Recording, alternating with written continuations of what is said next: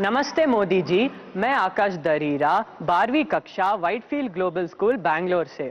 मेरा आपसे यह प्रश्न है कि मेरी नानी जी कविता ए माखीजा मुझे हमेशा सलाह देती है आपसे सीखने के लिए कि आप कैसे विपक्ष के लगाए हुए हर आरोप, हर आलोचना को टॉनिक और अवसर के रूप में देखते हैं। आप ऐसे कैसे करते हैं मोदी जी? कृपया हम युवाओं को भी प्रेरणा दें ताकि हम जीवन के हर परीक्षा में सफल हो। धन्यवाद। थैंक यू आकाश। माननीय प्रधानमंत्री जी, आपका जीवन करोड़ों युवाओं का प्रेरक रहा है। मन्नत, अष्टमी, कुमकुम और आकाश जीवन में आने वाली चुनौतियों में कैसे सकारात्मक रहकर सफलता प्राप्त करें, इस विषय पर आपका अनुभव जानना चाहते हैं। कृपया मार्गदर्शन करें। माननीय प्रधानमंत्री जी। आप लोग एग्जाम देते हैं और घर आकर के जब परिवार के साथ या दोस्तों के साथ बैठते हैं, कभी टीचर से निकट नाता है तो उनसे बैठते हैं और कोई सवाल का जवाब ठीक नहीं आया तो आपका पहला रिएक्शन होता है ये आउट ऑफ सिलेबस था। यही होता है ना? तो ये भी आउट ऑफ सिलेबस है। लेकिन मैं अंदाज कर सकता हूं कि आप क्या कहना चाहते हैं।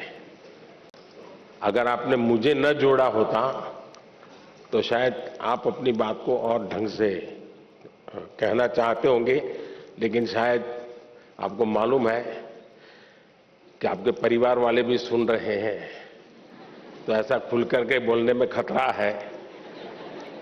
इसलिए बड़ी चतुराई से आपने मुझे अंदर लपेट लिया है।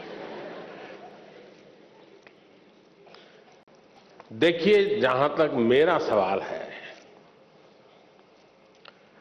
मेरा एक कन्विक्शन है और मेरे लिए ये आर्टिकल ऑफ फेथ है। मैं सिद्धांततः मानता हूं कि समृद्ध लोकतंत्र के लिए आलोचना एक शुद्धि यज्ञ है।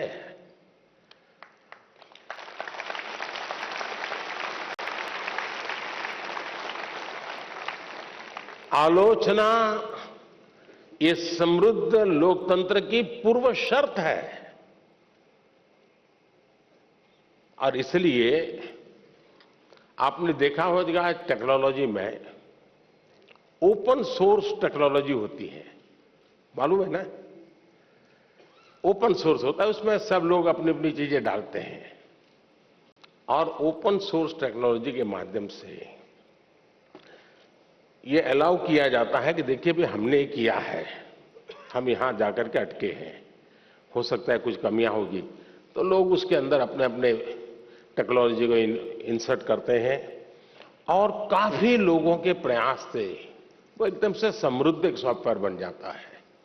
ये ओपन सोर्स आजकल बहुत ही ताकतवर एक इंस्ट्रूमेंट माना जाता है।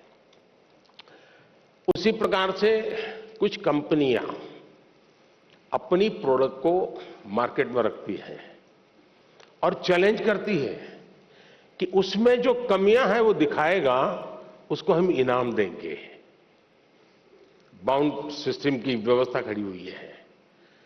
इसका मतलब ये हुआ कि हर कोई चाहता है कि कमियां जो हो उससे मुक्ति का रास्ता कोई इंगित करे तो होगा ना। लेकिन कभी कभी क्या होता है, आलोचना करने वाला कौन है उस पर सारा मामला सेट हो जाता है। जैसे मान लीजिए आप यहां स्कूल के अंदर फैंसी ड्रेस कंपटीशन है और आपने बड़े चाव से बढ़िया फैंसी ड्रेस पहन करके गए और आपका प्रिय दोस्त है, एकदम प्रिय दोस्त, जिसकी बात आपको हमेशा अच्छी लगती है, वो कहेगा यार तुमने ऐसा क्या पहना, ये अच्छा नहीं लग रहा है।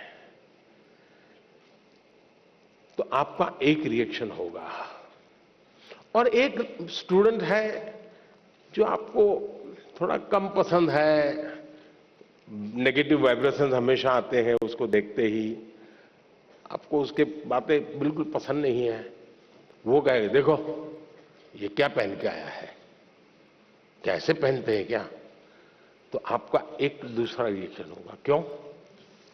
जो अपना है वो कहता है तो आप उसको पॉजिटिव लेते हैं उस आलोचना को, लेकिन जो आपको पसंद नहीं है वो वही कह रहा है, लेकिन आपको गुस्सा आता है, तू कौन होता है, मेरी मर्जी, ऐसा ही होता है ना। उसी प्रकार से आप आलोचना करने वाले आदतन करते रहते हैं, तो उनको एक बक्से में डाल दीजिए, दिमाग खपाइए मत ज्यादा, क्योंकि उनका इरादा कुछ और है। अब घर में आलोचना होती है क्या? मैं समझता हूं कुछ गलती हो रही है। घर में आलोचना नहीं होती है, यह दुर्भाग्य का विषय है।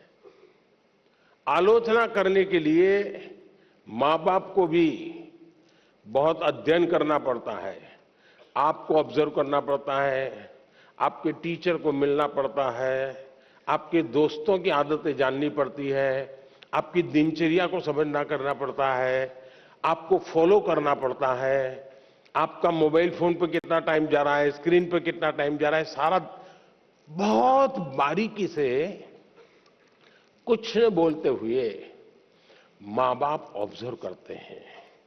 फिर कभी आप किस अच्छे मूड में होते हैं वो देखते हैं, और जब अच्छे मूड में होते हैं, अकेले होते हैं, तब प्यार से वो कहते हैं, अरे यार देख बेटे, तुझ में इतनी क्षमता है, इतना सामर्थ्य है, देख तेरी शक्ति यहां क्यों जा रही है। तो वो सही जगह पे वो रजिस्टर होता है, वो आलोचना काम आ जाए। लेकिन आजकल माँ बाप को टाइम नहीं है, वो आलोचना नहीं करते, टोका टोकी करते हैं, और जो गुस्सा आपको आता है ना, वो टोका टोकी का आता है, कुछ भी करो।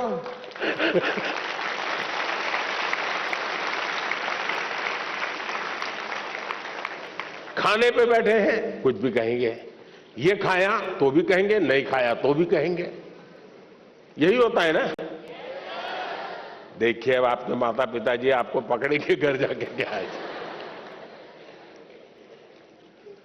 टोका टोकी जो है वो आलोचना नहीं है। अब मां बाप से मैं आग्रह करूंगा कि कृपा करके आप अपने बच्चों की भलाई के लिए ये टोका टोकी के चक्कर से बाहर निकलिए।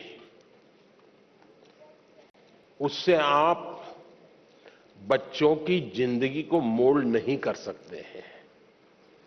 ऊपर से इतना मन से कुछ उस दिन अच्छे मूड में है, कुछ अच्छा करने के मूड में है, और आपने सुबह ही कुछ कह दिया, देख दूध ठंडा हो गया, तू दूध पीता नहीं है, शुरू कर दिया, तू तो ऐसा ही है, फलाना देख कैसा करता है, तुरंत सुबह अपनी मां कहती है ऐसे दूध पी लेता है, फिर उसका दिमाग फटकता है, वो दिन भर का उसका काम है बर्बाद हो जाता है। और इसलिए अब आप देखिए, हम लोग पार्लियामेंट में, कभी आप लोग पार्लियामेंट का डिबेट देखते होंगे, पार्लियामेंट का जो टीवी है, कुछ लोग बहुत ही अच्छी तैयारी करके आते हैं पार्लियामेंट में अपनी स्पीच देने के लिए, लेकिन स्वभाव से जो सामने विपक्ष के लोग होते हैं ना, वो आपकी साइकोलॉजी जानते हैं, तो कुछ में ऐसे ही कोई टिप्पणी कर देते बैठे बैठे, और उसको मालूम है कि टिप्पणी ऐसी है कि वो रिएक्ट करेगा ही करेगा। तो हमारा एमपी होता है, उसको लगता है अब इंपॉर्टेंट इसकी टिप्पणी है, इसलिए जो तैयारी करके आया है वो छूट जाती है, और वो उसी की टिप्पणी को जवाब देता रहता है।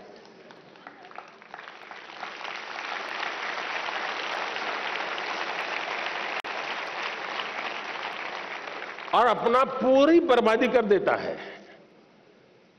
और अगर टिप्पणी है हंसी मजाक में बॉल खेल लिया, छुट्टी कर दी, दूसरी सेकंड में अपने विषय पे चला जाता है।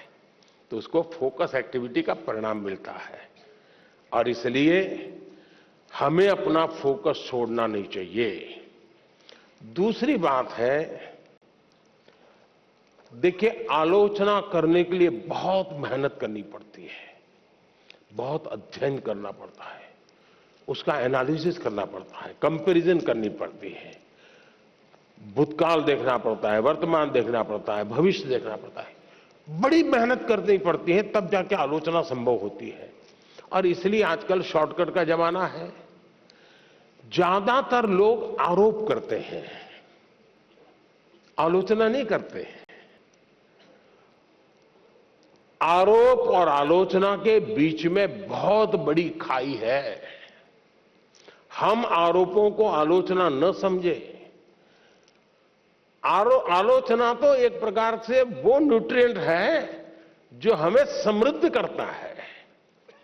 आरोप वो चीजें हैं जिसको हमने आरोप लगाने वालों को गंभीरता से लेने की जरूरत नहीं है, समय बर्बाद की जरूरत नहीं है। लेकिन आलोचना को कभी लाइट नहीं लेना चाहिए। आलोचना को हमेशा मूल्यवान समझना चाहिए। वो हमारी जिंदगी को बनाने के लिए बहुत काम आती है। और अगर हम ईमानदार हैं, हमने प्रामाणिक सत्यनिष्ठा से काम किया है, समाज के लिए काम किया है, निश्चित मकसद के लिए काम किया है, तो आरोपों की बिल्कुल परवाह मत कीजिए दोस्तों। मैं समझता हूं आपकी एक बहुत बड़ी ताकत बन जाएगी। बहुत बहुत धन्यवाद।